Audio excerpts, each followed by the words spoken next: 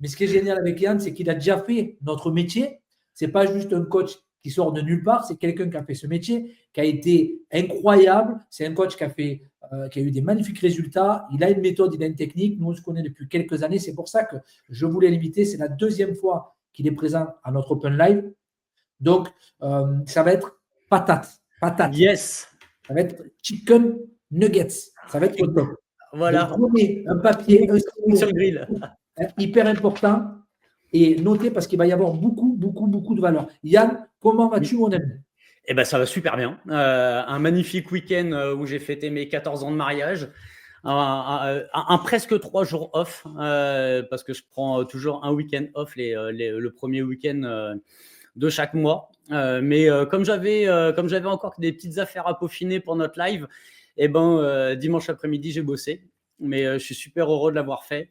J'espère vous apporter pas mal de valeur aujourd'hui. Donc, moi, je suis prêt.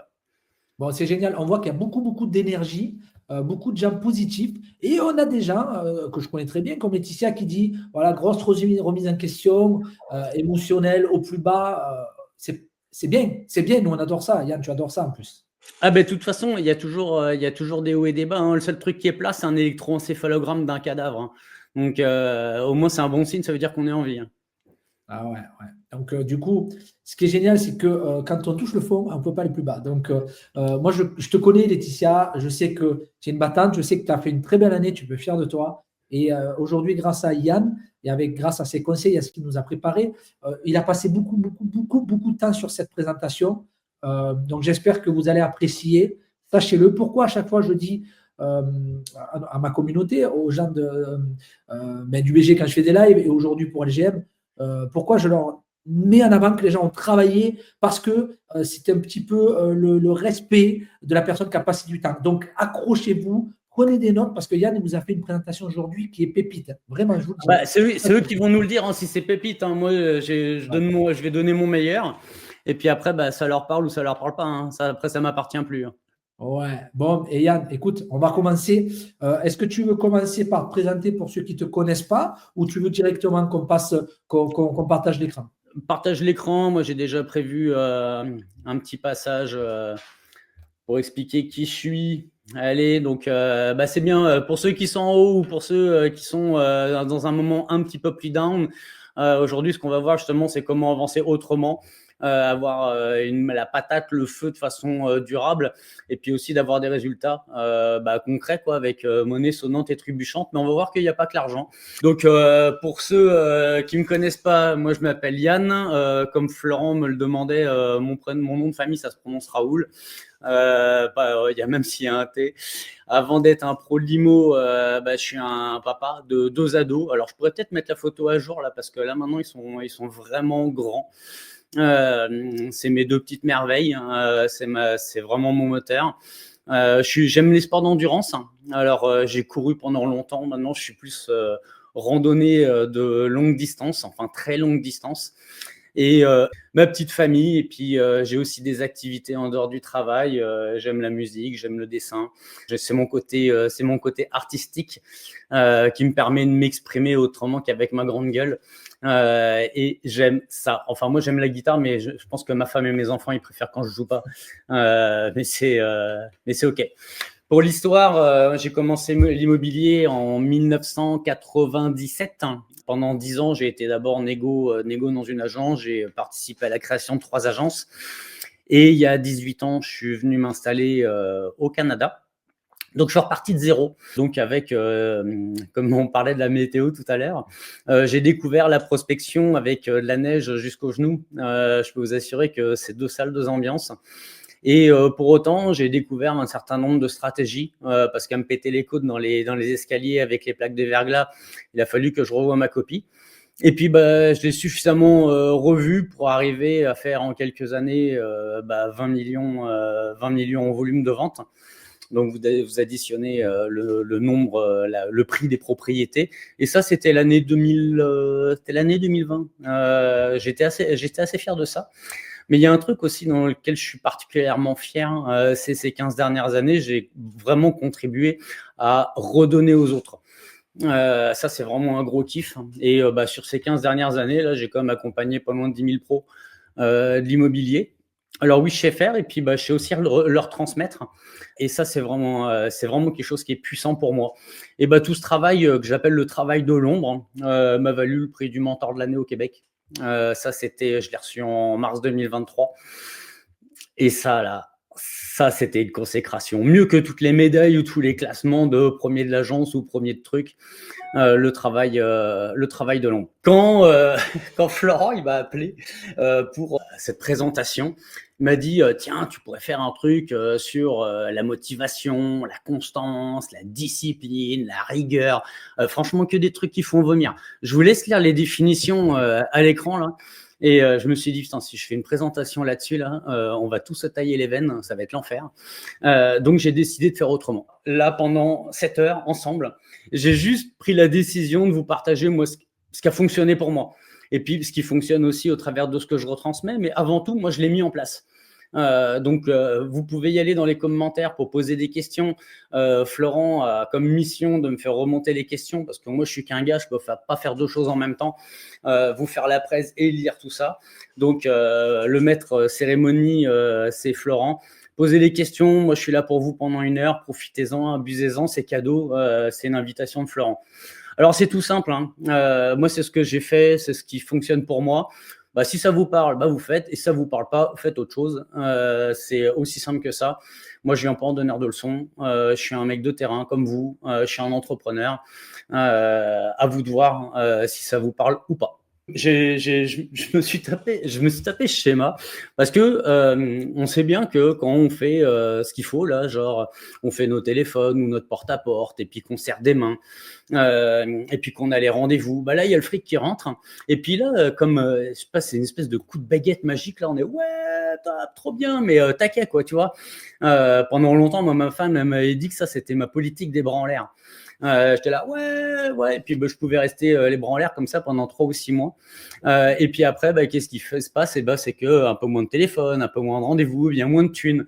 Et puis après, en mode Calimero, là, mais putain, c'est pas possible. C'est tout le monde entier m'en veut, c'est le marché. Enfin, souvent, c'était la faute des autres, rarement la mienne. Et, mais ça plombait. Et puis, quand on est dans cette phase un peu la tête dans les épaules, c'est difficile de se relancer. C'est difficile, je trouve, de retrouver de la drive. Tiens, dites-moi là dans les commentaires, là, ça vous est jamais arrivé là, d'y aller taquer pendant 6 mois, d'encaisser 100 000 et puis à plus rien branler pendant 3 ou 6 mois? Moi, le premier. Ouais. L'année dernière, j'ai fait 2 années de suite à 50 000 € hors taxe. C'était vraiment un petit score pour ce que j'ai l'habitude de faire. Ouais. Et cette année, je vais clôturer à 140 hors taxe. Et donc, je suis passé de tout à rien. Mais moi, mon problème, c'est ça. Je fais tout, rien.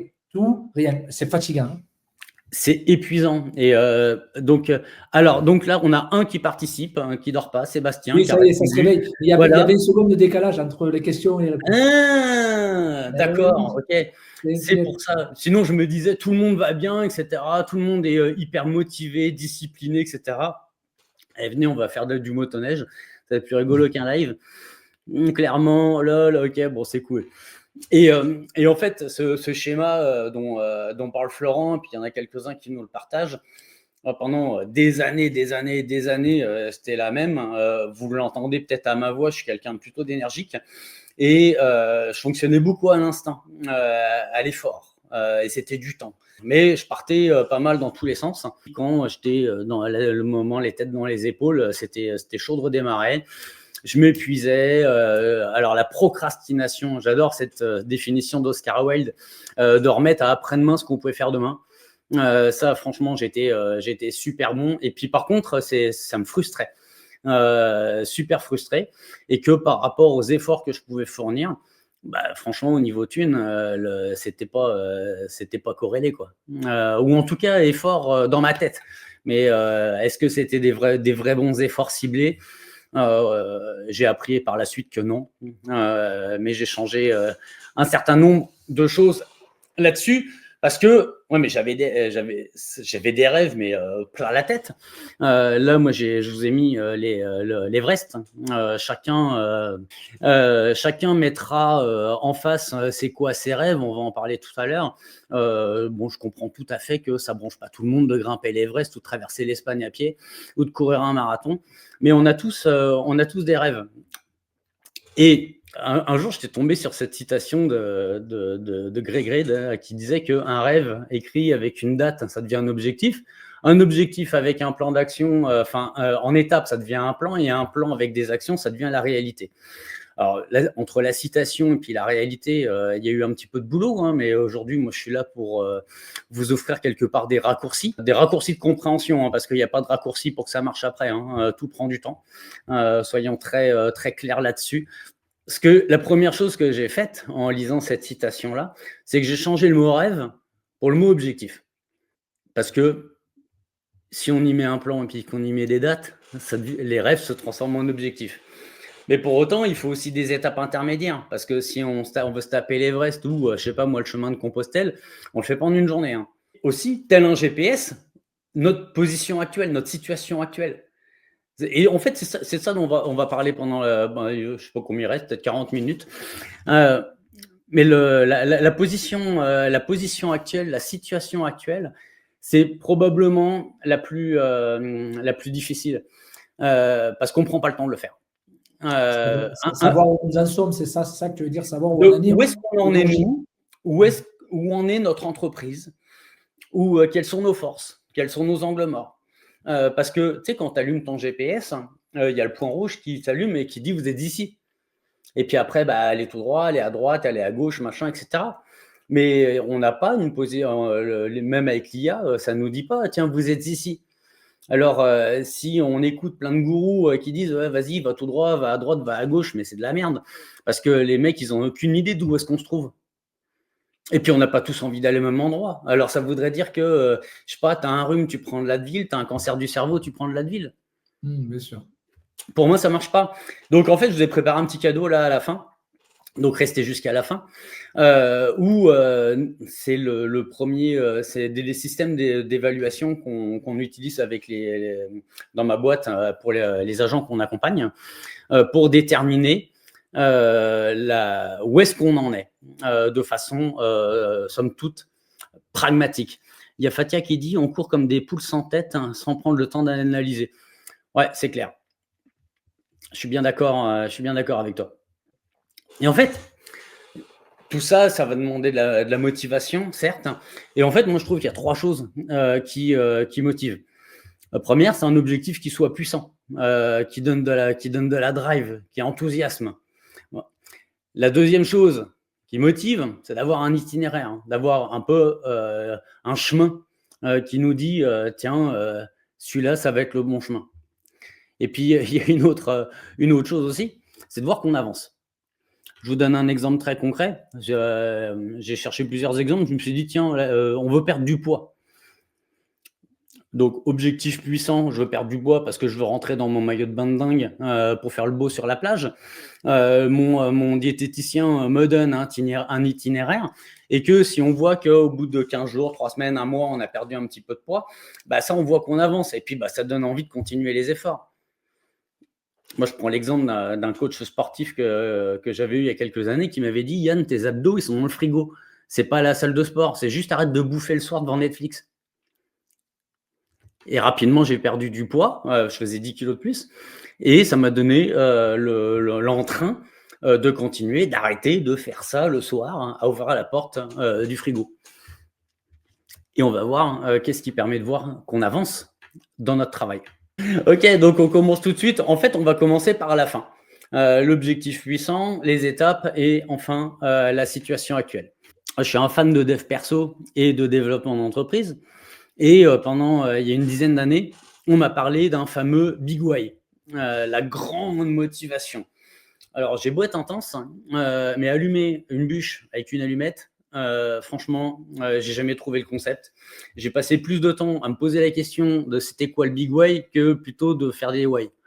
Je sais pas, ça vous parle là? Qui a déjà entendu parler du Big Why là? Et puis, s'est posé la question il y a 5 ans, et puis encore aujourd'hui, il n'y a toujours pas de réponse. En français, pour ceux qui ne sont pas bilingues. De quoi? En français, pour ceux qui ne sont pas bilingues. La grande motivation, le grand pourquoi, le pourquoi on fait les choses. Donc, moi, oui, non, ok. Mais en fait, moi, il y a un truc, c'était l'effet domino. Je vous laisse regarder la vidéo.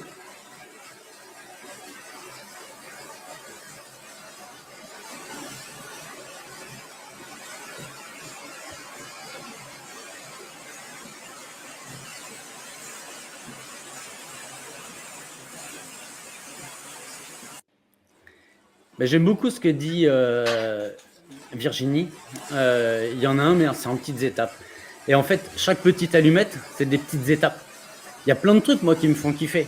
Mais il n'y a pas un truc qui me fait kiffer, à faire des saltos arrière dès le matin alors que j'ai pas encore pris de café. Donc d'y aller en mode effet domino, effet cumulé. Alors l'effet cumulé, l'effet domino, l'effet cumulé, oui, c'est plus sur les actions, du cumul des actions qui apportent des résultats. Mais moi, je préfère voir les choses en petites étapes, d'allumer les étincelles. Et à partir d'allumer des étincelles, on le voit bien, par exemple, au Canada ou aux États-Unis, ça arrive aussi en France, dans le sud de la France, hein. Un mec qui jette un mégot dans la garrigue, et puis c'est tout le pays qui crame. Donc, des fois, même un petit truc au départ, hein, ça peut avoir des conséquences hyper importantes, autant dans des aspects négatifs comme foutre le feu à la campagne, mais aussi hyper positifs comme d'embraser quelque chose d'hyper puissant. Et puis il y a cette phrase de Coco Chanel qui dit que les meilleures choses dans la vie sont gratuites, et puis les deuxièmes, elles coûtent une blinde. Et en fait, on va voir sur les deux axes, sur les choses qui sont gratuites et sur les choses qui coûtent hyper cher. Et hop, tout de suite, là, moi, je vous propose un exercice. On va commencer avec l'argent. Et pourquoi je vous propose cet exercice sur l'argent? C'est parce que des fois, on peut avoir des rêves de je veux faire 100 000, 200 000, 1 million, 10 millions, etc. Mais moi, j'ai constaté un problème, et puis moi, le premier, c'est que si j'avais 2 millions qui arrivaient demain sur mon compte, je ne savais pas comment les dépenser. Donc, pourquoi j'irais les chercher? Le truc, à chaque fois, vous multipliez par 2. Vous pouvez faire ça sur une feuille, hein, c'est tout simple. Hein. Faites 1000, 2000, 4000, 8000, 10 000, 16 000, 32 000, etc. etc. Et puis, jusqu'à 64 000, vous n'avez pas le droit de donner de l'argent à quelqu'un d'autre. Et en face, 1000. Demain, il y a 1000 de disponibles. Tu fais quoi? Tu vas où? Tu achètes quoi? 2000, 4000, pareil, 8000. Et ça se cumule. Hein. Posez-vous la question, avec 1000 balles, il y a 1000 balles de dispo à dépenser, vous faites quoi avec? Ensuite, il y a 2000. Donc le 1000, vous avez déjà utilisé l'argent. Maintenant, il y a 2000, 4000, etc. Maintenant, il y a 2 millions. Sachant qu'avant, vous avez dépensé tout le reste de l'argent. Prenez le temps de cet exercice. Ouais. Bon, et puis après, si vous ne savez pas, vous n'avez qu'à demander. Si vous avez des enfants, demandez-leur. Eux, généralement, ils sont assez créatifs pour nous cramer notre cash. Ils vont dire, je veux des jouets. Ah, mais de ouf, hein. Moi, c'est incroyable comment j'avais de l'argent là, quand j'avais pas d'enfants. Hein. On a leur carte de crédit qui sont connectées sur nos comptes, etc. Et dès qu'ils dépensent de l'argent, ça bip. Putain, quand ils sortent, ça arrête pas de biper le truc. Parce qu'ils font des petits achats accumulés, tu sais, eux, les enfants. Ah, ils font des petits achats là, mais c'est incroyable comme ils sont capables de claquer 100 balles en une demi-heure, alors qu'ils ne gagnent pas d'argent. Hein. Mais c'est plus facile de dépenser l'argent des autres, visiblement. Ouais, c'est ça. Et vous voyez, une fois que vous avez mis qu'est-ce que vous allez faire pour dépenser 1000 balles, 2000, 4000, etc. Juste en face, mettez une date. Est-ce que c'est un voyage aux États-Unis, un voyage en Asie du Sud-Est, un ashram, je ne sais pas où, une nouvelle voiture, un voyage? Cet exercice peut parler à Fatia, il me semble. Oui, mais je ne voulais pas citer de nom, merci. Mais on a tous des souhaits. Ces souhaits, après, de les rendre concrets. Il y a un montant d'argent, comment on le dépense, quelle date. C'est le voyage qui compte pour arriver à l'objectif lui-même. Oui, je suis bien d'accord. Et justement, c'est le voyage, de voyage au sens figuré dont on va parler. Et que précédemment, alors que je parlais de l'argent, ce qui coûte cher, mais il y a aussi ce que disait Coco Chanel, ce qui coûte rien, mais qui a de la valeur à nos yeux. Pour moi, c'est clairement mes kids, ma femme et très égoïstement, avant tout moi-même. Le temps pour moi, du temps avec mes enfants, du temps avec ma femme. Ça, c'est vraiment le truc qui m'allume, qui me drive de dingue. Il y a plein d'autres choses aussi, comme oui, le temps libre. Et puis après, qu'est-ce qu'on en fait? Et le temps avec les autres, et aussi juste du temps pour soi. Parce que même si je suis très bavard, en fait, j'adore le silence, j'adore qu'on me foute la paix. C'est pour ça que j'habite dans une grande maison avec un grand terrain. C'est parce que toute la journée, je parle à tout le monde, et le soir, je veux pas qu'on me casse les pieds. Et par exemple, dans ma rue, personne ne sait que j'ai été agent immobilier parce que j'avais pas envie qu'on me fasse chier le week-end pendant que je tombe à pelouse. Un exemple comme un autre. Parce que tu n'es plus agent immobilier actuellement, c'est pour ça. J'ai fermé mon agence au mois d'avril pour me concentrer pleinement sur l'accompagnement des autres. Après avoir fait ce boulot pendant, c'était une mission de vie, pendant 28 ans, franchement, j'en avais fait le tour. Pour vous donner on parle d'objectifs puissants là. Moi, ce qui m'a allumé dans le métier de la transaction immobilière pendant surtout les premières années, c'est qu'à 18 ans, avec mes parents, on avait perdu notre maison et on s'est retrouvés à la rue. Et la motivation de l'argent n'était pas l'accumulation de l'argent, a été de ne jamais revivre ça. Et en fait, et puis ça a bien marché, j'ai super bien gagné ma vie. Le deuxième, une des raisons qui a fait qu'on s'était retrouvé dans cette situation, c'était un problème de gestion d'entreprise familiale. Et c'est beaucoup plus tard que j'ai réalisé qu'il y avait une deuxième motivation, c'était de permettre aussi à des entrepreneurs de pas faire les mêmes conneries que des personnes de ma famille avaient faites il y a un peu plus de 30 ans. Et donc c'est hyper motivant. Souvent, autant pour moi que pour d'autres, là, des objectifs, des buts puissants, etc. Des fois, ça peut être un peu galère à trouver. Et moi, il y avait une astuce qui était venue au détour d'un songe, d'aller puiser dans les rêves que j'avais abandonnés. Un jour, je ferai ça, puis tu le fais jamais. Ça t'est déjà arrivé, Florent? Alors, le problème que j'ai, c'est que je vais rarement chercher dans le passé, je célèbre pas trop, ça c'est des défauts aussi, bien sûr. J'ai pas le temps d'y réfléchir. Je suis tellement dans l'action mais ça va venir, t'inquiète. Ouais. Mais tu vois, il y a un truc, dans les rêves abandonnés, dans les trucs que j'avais toujours voulu faire, et puis qu'un jour, et puis que ça devient jamais, quoi. Quand j'avais 17 ans, je me préparais pour le marathon de Paris et je me suis blessé. Et j'ai jamais eu le courage de retourner à l'entraînement pour le faire. Le marathon de Paris, je l'ai couru en 2023. Donc je l'ai fait, j'avais 46, 47 ans. Quand j'avais 18 piges, je voulais jouer de la guitare, et puis il a fallu la revendre pour les raisons que j'avais mentionnées précédemment. Donc je me suis racheté une guitare, et puis après 2, et puis 3. Et puis je joue de la guitare régulièrement, c'est cool. Et dans les trucs, moi, qui m'allument, avancer et ne pas réfléchir. Ouais, c'est très intéressant. Avancer et ne pas réfléchir, on peut avancer aussi dans la mauvaise direction. Ou avancer et faire les choses que quelqu'un d'autre veut qu'on fasse. Et puis pas forcément soi-même de façon très intrinsèque. Alors avancer, oui. Prendre le temps de la réflexion, ça a aussi un bénéfice. Les deux. Connaissant Seb, il veut dire, dans notre métier, faire un parallèle avec notre métier, il faut avancer et pas trop réfléchir aux choses négatives qui peuvent se passer, aux situations compliquées. Tu sais, je parle en son nom, que par exemple, une méthode, quand on démarre dans l'immobilier, il ne faut pas réfléchir à réinventer la roue. C'est ça qu'il veut dire, Sébastien, je pense. Ah, ok. Surtout quand on démarre, de toute façon, il n'y a pas besoin de réinventer la roue. Il y a beau y avoir masse de technologie à notre service. Notre boulot, c'est simplement, tu parles à des acheteurs, tu parles à des vendeurs, et puis tu les mets en relation. Tu fais agence matrimoniale pour les baraques. Ça ne demande pas un doctorat. C'est aussi simple que ça. Pour ramener ça de façon très basique, il faut parler à des gens et les mettre en relation. Et puis un autre truc, moi, c'est la prise de parole en public. Ça m'allume de dingue. Et je le fais très régulièrement. Même si je vis au Canada, en fait, moi, tous mes clients en coaching sont en France. Et il y a un mois, j'étais avec Florent, justement, pour un des events. Le premier event que j'organisais moi-même. Parce que sinon, quand je suis conférencier, je t'ai invité sur les events des autres. Qu'est-ce qui vous allume? Qu'est-ce qui vous donne de la drive? Trouvez ce que vous voulez dépenser. Donc là, c'est le premier exercice. Ce que vous voulez vivre. Trouvez des images, et puis vous les collez dans les yeux tout le temps. c'est parfois assez bluffant. Moi, la première fois qu'on m'a parlé du vision board, j'ai fait encore ça, c'est un truc de drogué. Mais en fait, il se trouve que, a priori, le cerveau ne fait pas la différence entre j'ai envie de le faire, mais qu'il le voit, donc c'est comme déjà fait, c'est possible. Et c'était il n'y a pas très longtemps. Je visualisais de faire de l'animation entre le Canada, toute la francophonie dans le monde. Le Canada, les Caraïbes, la France, l'Océanie.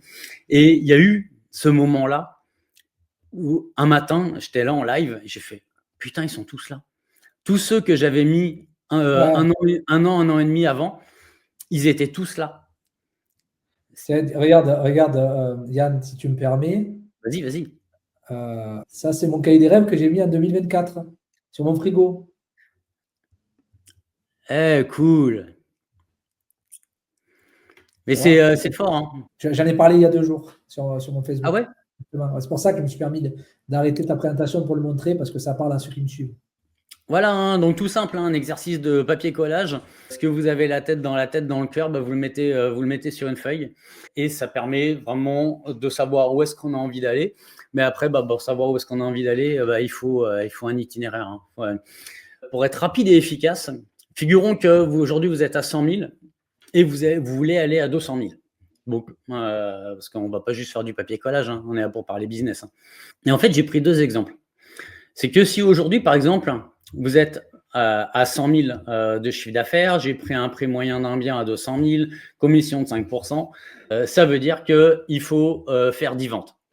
Ça, c'est intéressant. Est-ce que tu permets qu'ils prennent une copie d'écran un petit peu là? Ah oui, bien sûr. N'hésitez pas à prendre une copie d'écran. Ça vous donne. C'est vrai que les chiffres sont respectés là. Une commission à 5%, un prix moyen à 200 000 euros, avec un objectif à 100 000 euros. Ben, là, le tableau de Yann, ça, c'est quelque chose que tu as développé, non? Je suppose, Yann, c'est une petite application que tu as développée. Voilà. Ça vous donne un petit peu de. Voilà, le nombre de rendez-vous vendeurs à effectuer. Oui. On le divise par mois. Pas trop vite. Ah. Parce que oui, il y a un certain nombre de rendez-vous qui sont à effectuer et un nombre de mandats. Mais j'ai pris des taux de conversion. Donc, taux de conversion, on va en rendez-vous avec un vendeur et on signe le mandat. Donc là, j'ai pris 25%. 4 rendez-vous, on n'en signe qu'un seul. Ouais, et le deuxième, c'est hyper conservateur. Oui, c'est pas très bon, on va le dire. C'est bien quand on démarre, on va dire. Voilà, très bien. Et ensuite, j'ai pris un deuxième taux, c'est celui de j'ai le mandat, je le vends. J'ai figuré que j'en vends 1 sur 3. C'est raisonnable aussi. Donc là, ça fait qu'il faut faire 133 rendez-vous dans l'année. Il faut 33 rendez-vous, 33 mandats de signés et donc 10 ventes notariées. Mais maintenant, figurons que cette même personne qui aujourd'hui veut faire 100 000 veut faire 200 000. J'ai gardé les mêmes chiffres, la même performance. Wow. 267 rendez-vous à effectuer, 67 mandats à signer, 20 ventes à notarier. La charge de travail, là, elle est juste crétant débile mental. Ah oui, mais c'est sûr. Parce que là, ouais, vous avez peut-être le 200 000, mais par contre, vous n'avez pas de vie. Hein.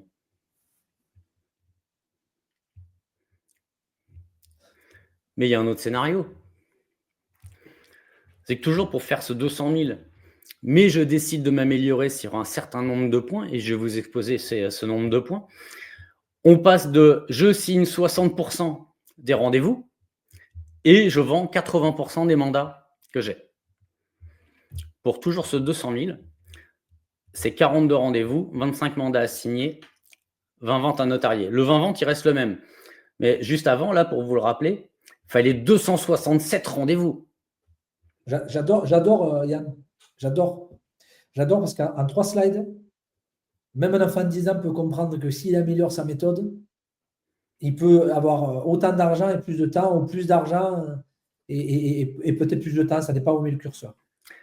Après, on a la liberté d'utiliser le temps de la façon dont on veut. Mais que l'amélioration des taux de conversion, etc., tout ça, c'est des trucs qu'on rabâche. Mais l'idée d'aujourd'hui, c'était aussi d'y donner du sens. En commentaire, mettez-nous un petit commentaire, vous dire si ça vous a impacté, comment ça peut m'impacter en 3 slides. Mettez-moi si ça Il y a eu un truc là. Il y a eu un truc. Moi j'ai eu un truc là. J'ai compris quelque chose. Là. 3 slides, ça a duré 10 secondes. Hein. Mais maintenant, la différence qu'il y a entre les deux, c'est je passe d'un mental de je suis un vendeur, qui est le plus beau métier du monde, hein, à je suis un entrepreneur qui monte un système qui va aussi travailler pour moi. Et là, vous pouvez faire une capture d'écran. J'ai pris quelques-unes des options stratégiques qui permettent d'améliorer cette situation. Il y en a plein d'autres. Hein. Mais améliorer la présence au rendez-vous. Parce que un rendez-vous pris, ça ne veut pas dire qu'on ne va pas se faire poser un lapin. Moi, les choses que j'ai mises en place et qui m'ont changé ma vie, la prise de rendez-vous automatisée, de réduire les délais entre je prends le rendez-vous et je fais le rendez-vous. Parce que si je prends rendez-vous dans 2 semaines, il y a de grandes chances que le rendez-vous n'ait jamais eu lieu. La notification des rappels de rendez-vous, que ce soit par mail, par SMS, des Google, machin, peu importe. Mais de rappeler aux gens que, déjà se rappeler à soi-même qu'on a un rendez-vous, parce que, bon, moi je loupe pas mes rendez-vous, mais il y en a là qui peuvent oublier, oh merde, j'avais un rendez-vous. Mais les clients, ah non, mais c'est mon chien qui avait pris le rendez-vous, ou mon chat, ou mon poisson rouge, j'ai oublié. Et un truc qui a permis d'améliorer et la présence au rendez-vous et aussi plusieurs autres choses à la suite, là, c'est que mes présentations aux vendeurs, je les envoyais avant le rendez-vous. Ce que tu appelles un livre blanc. Voilà, pour ceux qui ne connaissent pas, c'est un PDF. Exactement. C'est ce que je pourrais appeler comme le book historique, tu sais, le truc relou là. Alors, on est un réseau mobilier qu'on a créé en 1620. On est les meilleurs du monde, on a la plus grosse, etc. Franchement, ça, c'est relou. Ça dure une plombe et ça intéresse personne. Et ça, en fait, ça amène tout de suite à la deuxième colonne, de améliorer le taux de signature en rendez-vous. Il y a de belles idées dans le tableau. Ben, je te remercie, Thomas. C'est que plutôt que de faire le pitch de vente avec le book chiant, machin, c'est de passer en mode consultation. On pose des questions, on écoute les réponses, on s'intéresse aux gens. Ça prend du temps pour tout. Dans tous les trucs, là, il y a des choses, ça se met en place en une journée, là, mais il y en a d'autres. Hein. C'est ce qui va se passer entre vos deux oreilles qui doit évoluer. Et ça, c'est le plus long. Hein.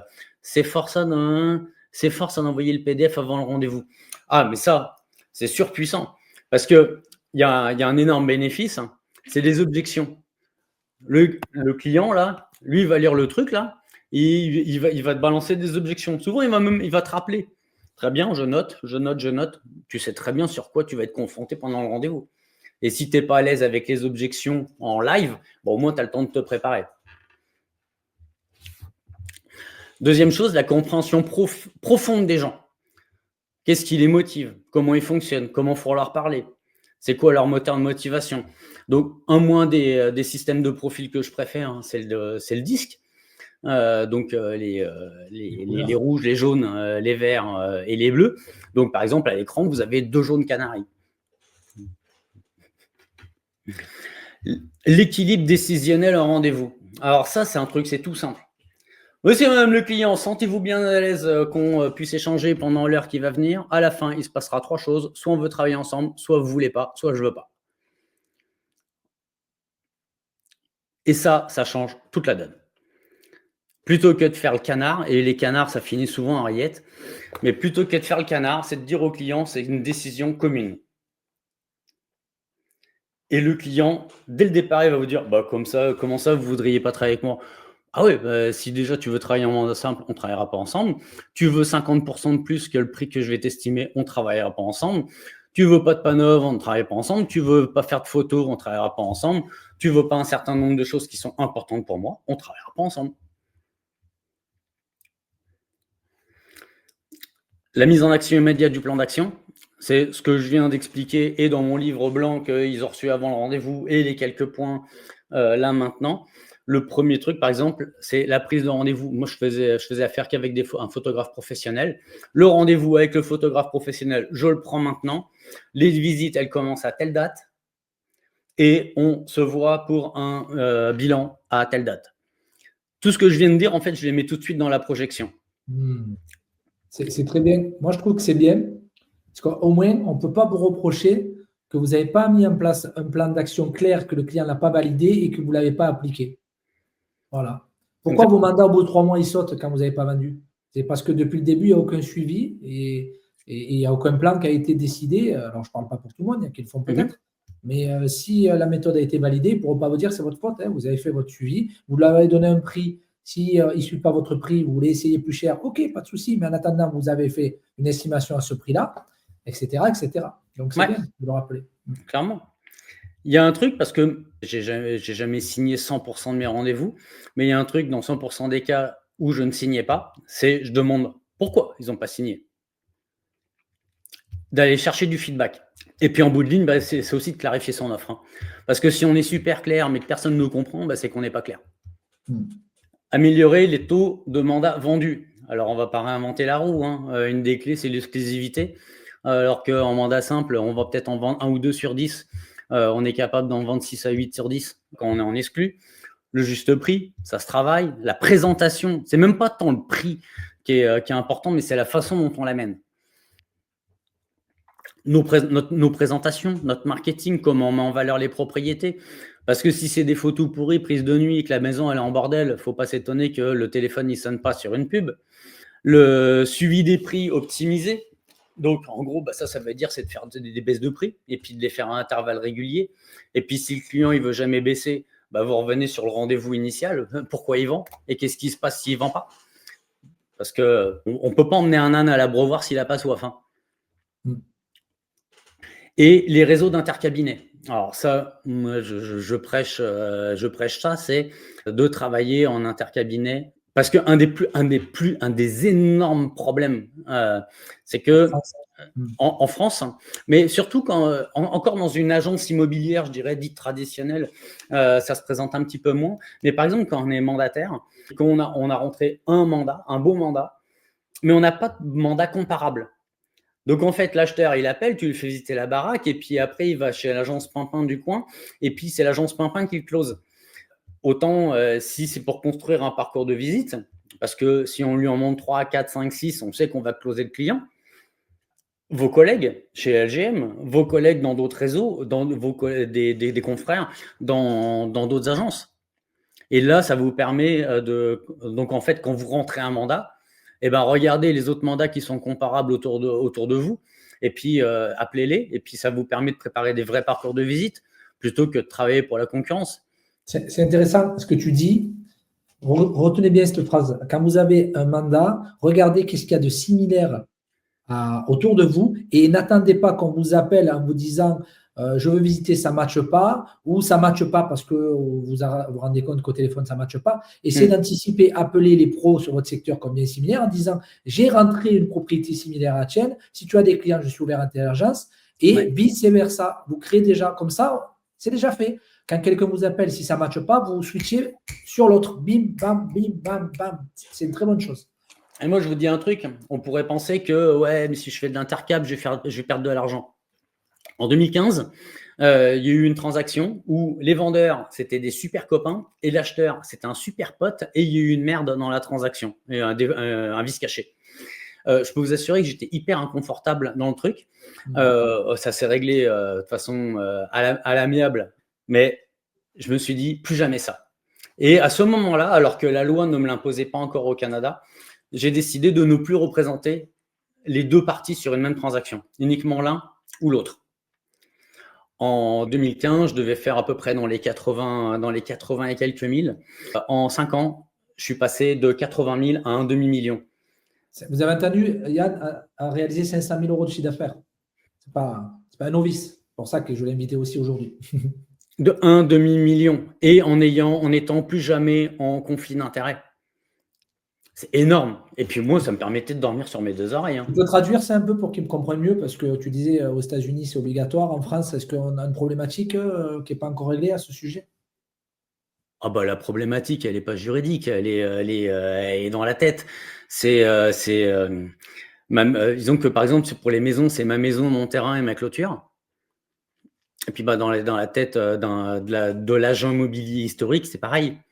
C'est ma maison, mon terrain, et puis ma clôture, il y a personne qui rentre, je partage pas, Ok, etc. ok, ok. Donc, tu Euh, dis qu'il faut absolument, dès le départ, ouvrir les vannes ouais, et essayer de convertir un maximum de pros autour de nous pour faire pareil. exactement. Mais de la même façon, par exemple, donc là, je présume, mais quand pour tous les agents, tous les mandataires qui sont chez LGM, ils peuvent vendre leur propre mandat, mais ils peuvent vendre aussi le mandat d'un copain. Oui, bien sûr. Voilà. Bon, c'est de voir que réseau B, C, D, E, F, et ben, on fait la même chose. Bien sûr. Mais nous, on est transparent avec ça. On conseille à nos conseillers de travailler immédiatement en interagence. Hein. Ouais. Et le plus possible en 50-50, puisque aujourd'hui, tu n'as pas besoin, demain, tu auras besoin. Donc, à un moment donné, hein, on ne peut pas prendre et ne pas recevoir. Et quand voilà, bon, bref, ça, c'est une question. Chacun fait ce qu'il veut. Nous, on est quand même assez libre sur la répartition, mais au minimum, travailler en inter, ça, c'est sûr. Clairement, clairement. Et je termine par une chose, c'est améliorer le nombre et la qualité des rendez-vous. En fait, j'aurais pu le mettre au début, parce que ça va avoir un impact sur tout le reste. Obtenir des références, au moins 20% par rapport à tous vos anciens clients.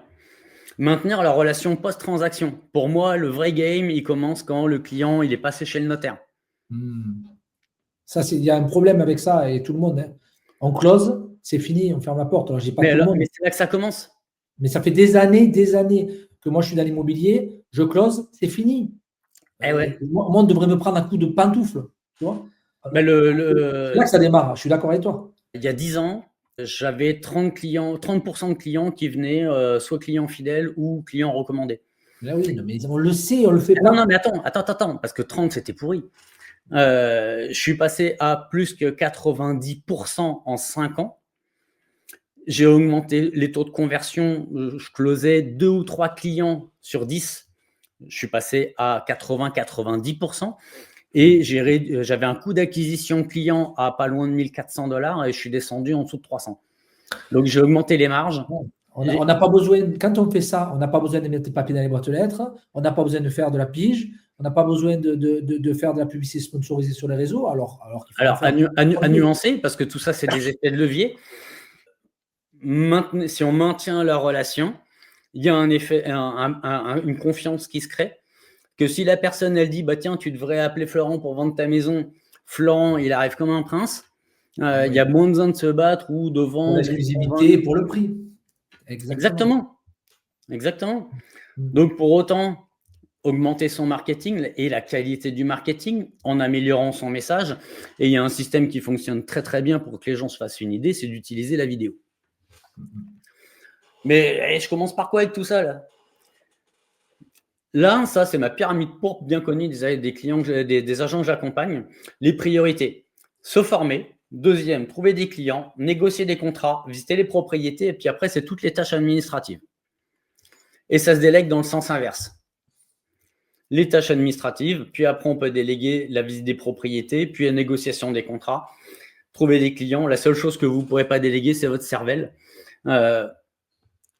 Mais cette photo-là, gardez-la, parce qu'elle est majeure.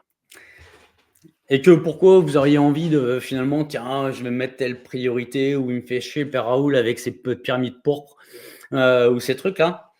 C'est que, le business, je kiffe ce que je fais, je surkiffe. Mais pour autant, là, c'est un levier pour financer le genre de vie que je veux. Et puis, que si on a des rêves plein la tête, mais qu'on ne fait rien, ok, c'est juste super intense, mais surtout quand on dort, quoi. Je ne sais plus qui disait, là, c'est le matin, tu veux réaliser tes rêves, soit tu continues de dormir, soit tu te lèves pour les réaliser. Mais aujourd'hui, pour de vrai, c'est qu'il peut y avoir plein de zones d'ombre. Ouais, mais moi, je ne sais pas faire ça, ou comment je vais m'y prendre, etc. Franchement, vous prenez pas la tête, commencez, puis c'est l'histoire de la voiture là. Il fait nuit, la route elle est longue, vous voyez pas toute la route. Bon, vous avancez, vous voyez à 50 mètres devant vous, et puis vous améliorez au fur et à mesure. Vous trouverez les réponses en chemin. Maintenant, dans ces priorités, c'est le truc que vous allez pouvoir faire ensuite là. Mais dans quoi je suis bon ? Dans quoi je suis moins bon ? Qu'est-ce que je dois apprendre ? Faites la liste. Qu'est-ce que je fais de bien ? Qu'est-ce que je dois améliorer ? Qu'est-ce que je dois apprendre ? Et puis après, une fois que vous avez fait cette liste-là, vous entourez vos 3 axes prioritaires. Parce que vous ne pourrez pas tout transformer d'un coup et pas en une journée. Tout prend du temps.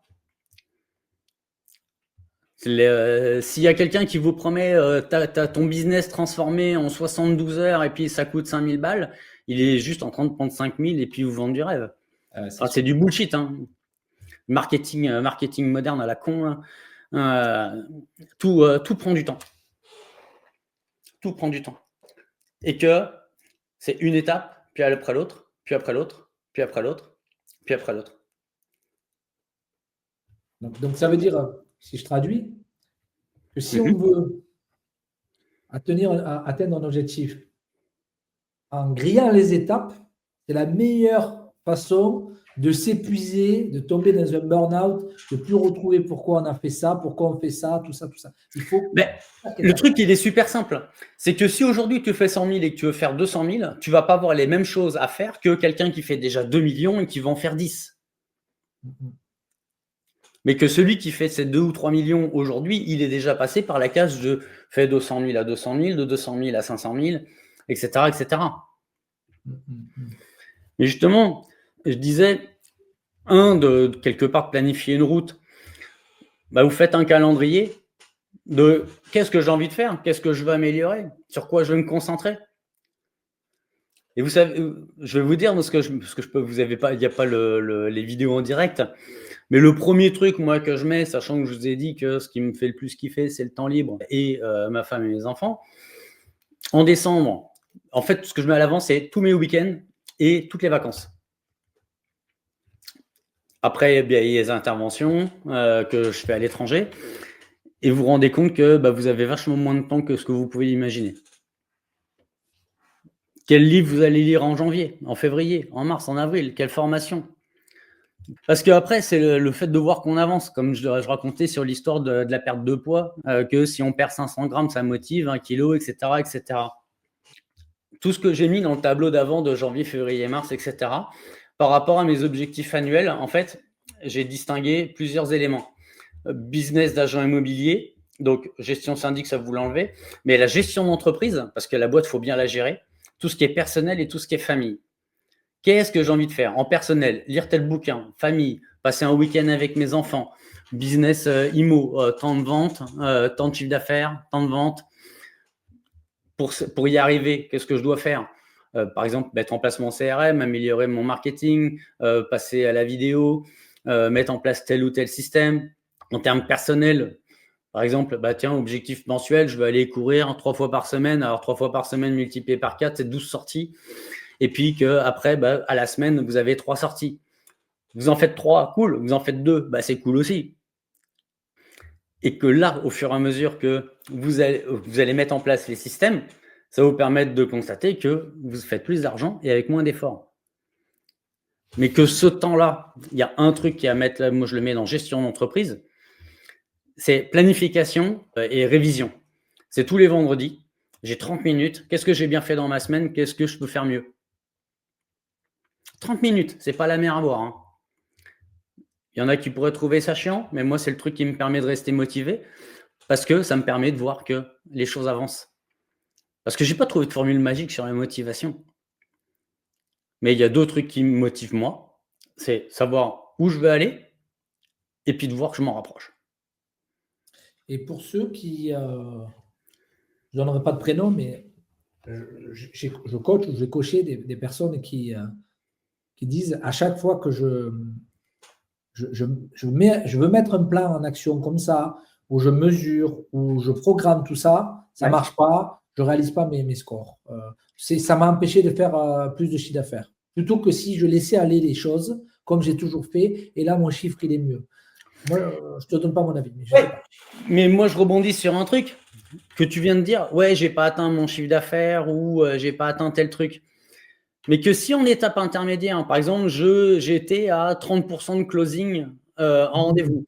Je suis passé à 35 cette semaine. Et puis le mois suivant, je suis à 40. Et là, tu progresses. Que si je vendais 30% de mes mandats, tiens, là, je suis à 32. Et puis là, après, je suis passé à 53. Et puis, tiens, je finis jamais d'exclus. Et maintenant, je suis à une exclue. Un mandat sur 3, c'est une exclue. 2 mandats sur 3, c'est une exclue. Et je suis à 80% en exclus.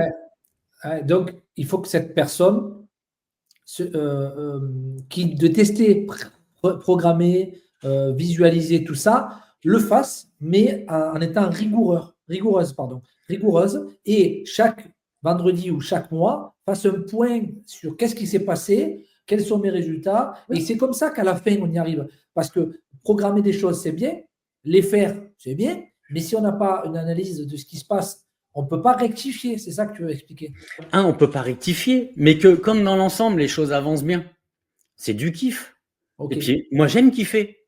Ok, je vois ce que tu veux dire. Aussi dans le positif. Ok. Bien sûr. Parce que qu'est-ce que je peux faire de mieux? Ça ne veut pas dire que j'ai complètement foiré. Qu'il n'y a pas de je suis bon ou je suis mauvais.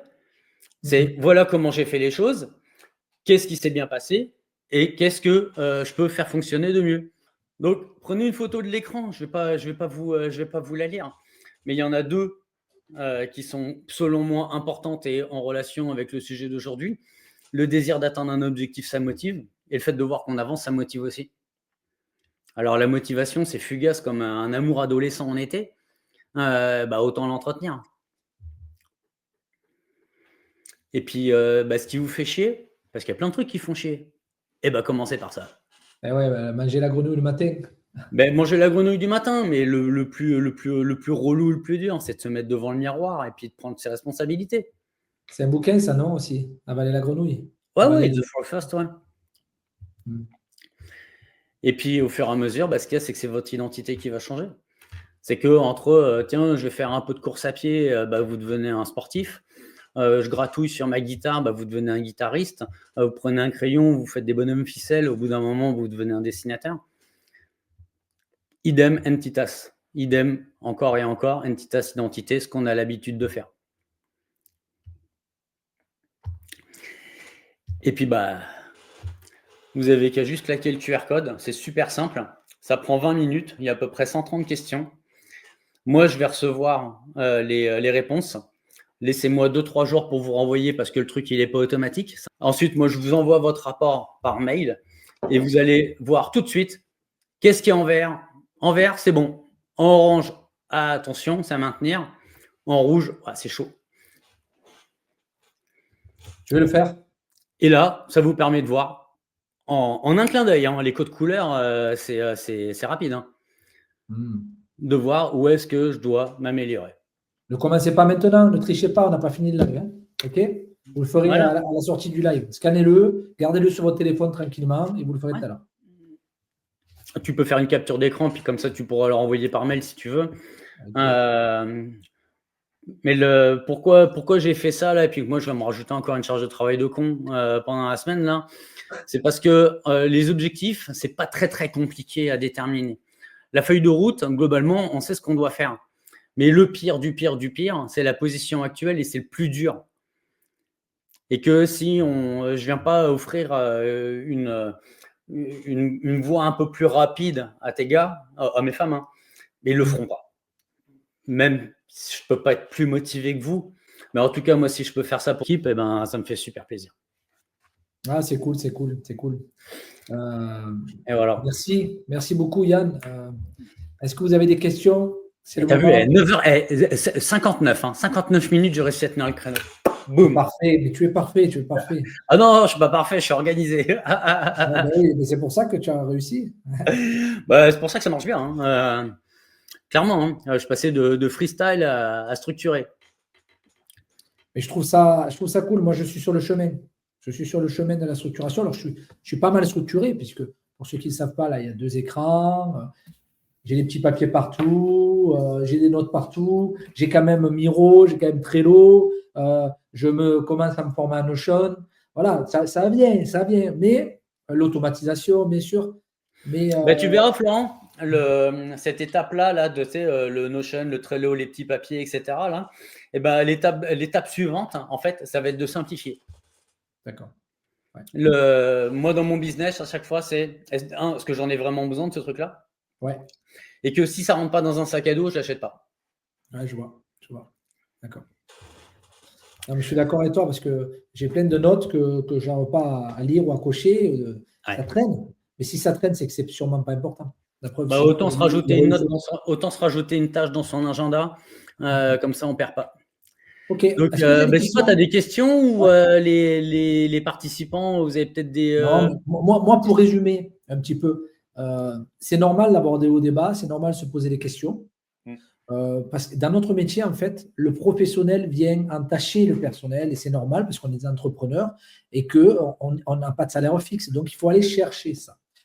Quand on gagne notre vie, on est heureux, on le dit. Quand on a l'argent, je ne dis pas qu'on est très heureux parce qu'on a d'autres problèmes qui peuvent être sur la table, mais déjà, quand on a de l'argent qu'on considère être à la bonne hauteur pour chacun, on est mieux dans ses baskets, on est mieux dans son couple, on est mieux dans sa vie. Okay. Ah bah oui. Donc, quand on est là, qu'on bricole, qu'on n'arrive pas à avoir le niveau de richesse professionnelle que l'on veut, eh bien, ça nous met le moral dans les chaussettes et je le comprends. Et ce qu'a expliqué Yann aujourd'hui, c'est qu'en vous organisant un petit peu mieux, en prenant conscience de certaines choses hyper importantes, comme le tableau, vous savez, en 3 slides qui m'a dit, qui m'avait impacté, ouais. Déjà, ça vous permet de vous dire, il y a une méthode. Si je m'applique, j'aurai des meilleurs résultats. Et si j'ai meilleurs résultats, j'aurai sûrement plus de chiffre d'affaires. Et si j'ai plus de chiffre d'affaires, eh ben, ce qui est lié à ma mauvaise humeur ou ma peine liée à mon chiffre d'affaires va peut-être disparaître ou s'atténuer. Voilà. Ou se nuancer. Ouais. Ou se nuancer. Ouais.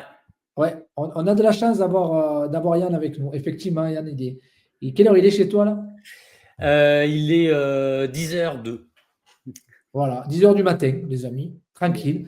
Je ne sais pas si on est ton premier live, mais. Ah oui, moi je suis un lève-tôt. Hein. Moi je me lève à 6h le matin. Ouais. Et puis je commence généralement de bosser à 8h. Ce matin, je me suis levé un poil plus tôt pour peaufiner les derniers trucs que je voulais faire. Et puis c'est cool. J'aime bien ça. Un grand merci. Phrase, regarde, de Pascaline, je l'ai mis à l'écran. J'ai pas vu. Si pas de bas, pas de haut. J'aime beaucoup cette phrase. C'est une phrase de quelqu'un de positif. Bravo Pascaline. J'adore cette phrase. Si pas de bas, pas de haut. Parce que vous l'avez compris, si on n'atteint pas le bas, comment on peut se rendre compte de la beauté des choses? La beauté quand on est en haut, on n'appréciera pas. Si c'est que du haut, on n'apprécie pas. Donc c'est bien que notre vie ne soit pas une ligne droite, mais qu'elle soit une vague. Ça permet d'apprécier. Alors c'est sûr que les hauts sont bien, les bas sont difficiles, mais pour ceux qui ont du mal avec cette notion de haut et de bas, je vous invite à lire un peu le courant stoïcisme, Marc Aurèle et d'autres. Regardez sur les réseaux, les vidéos de motivation. Le fait d'être stoïque, le courant stoïstique, vous donnera, quand vous êtes en haut, vous allez apprécier, mais bon, voilà, ça fait partie des choses. Quand vous êtes en bas, bon, c'est normal. Parce que la vie, finalement, n'est pas que de la joie. La vie est de la joie et de la peine, finalement. Et le temps entre le haut et le bas peut dépendre, pas dans toutes les situations, mais peut dépendre de votre état d'esprit, finalement. Ouais, et puis tu sais, moi je crois quand il y a un truc qui me prend le chou, tu sais, il y a toujours deux faces à une même pièce. Si je vois les trucs de façon super noire sur un truc, j'essaye de voir aussi c'est quoi le côté le plus positif de la situation pour me rendre compte que finalement, c'est peut-être un intervalle des deux. Tu vois, Ouais, ou alors quand il y a quelque chose d'hyper positif, de me poser la question, est-ce que je suis pas dans l'hyper enthousiasme euphorique, genre, tu sais, genre je vais prendre une décision majeure, etc., alors que j'ai pas tout évalué. C'est bien le blanc et le noir là, mais généralement la vérité, notre vérité, elle est plus dans une certaine nuance de la couleur qu'on veut, notre couleur à nous, tu vois. Mais juste de se poser, de se poser un moment là, par exemple, moi j'aime bien aller marcher et quand je vais marcher, j'y vais sans téléphone, sans podcast, sans rien, juste écouter les feuilles dans les arbres et puis il y a un truc qui se passe et ça me permet de me recentrer puis de voir de remettre l'église au centre du village, quoi, tu vois. Et puis ça va bien comme ça, quoi. Bon, mais c'est parfait. Les amis, je vous dis au revoir. Oui. À très vite. Et puis un grand merci à chacun et chacune d'entre vous. Vous avez compris que la première priorité, c'était de se former, de s'améliorer. Et vous avez pris 1 heure de votre temps pour ça. Donc, vous êtes carrément sur la bonne voie. Yes. Salut. Allez, à ciao l'équipe. Bye bye.